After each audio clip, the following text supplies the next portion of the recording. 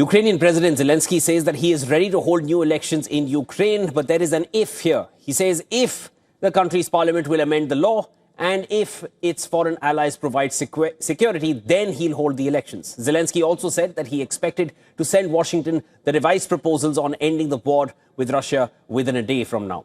US President Donald Trump is pressuring Kiev to accept a deal formulated by Washington, and the initial version of which was criticized by Ukraine's allies as overly favorable to Russia. Ukraine's allies essentially being the European countries at this point.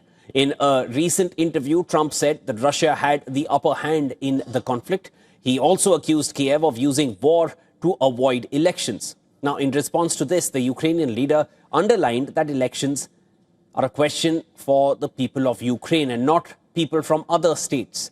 But Zelensky also said that he was ready to organize a new ballot, adding that he was asking lawmakers to prepare proposals regarding the possibility of amending the legislative foundations and the law on elections during martial law.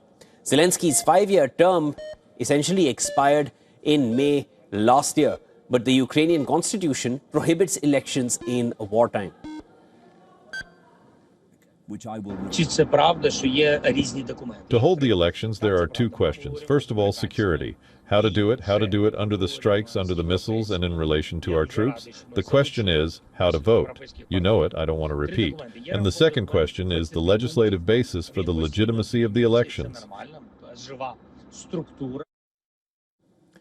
Zelensky has spent the past few days shuttling between European capitals to hammer out a response to the US plan.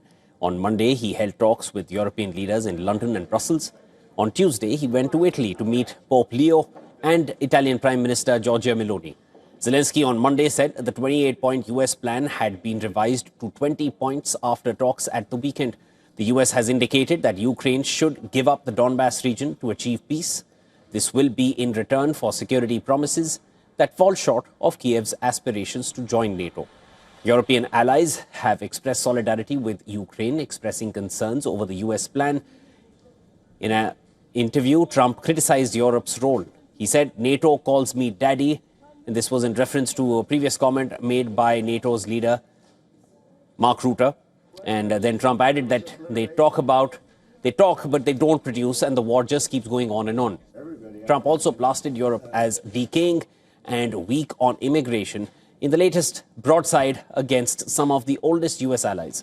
Trump said countries including Britain, France, Germany, Poland and Sweden, they were being destroyed by migration. Trump's latest comments on Europe have invited criticism by the Pope.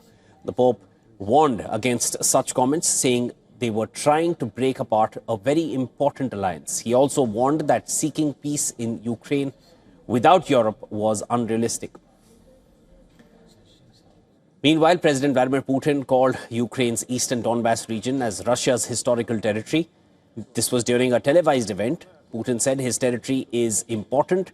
It is our historical territory, absolutely.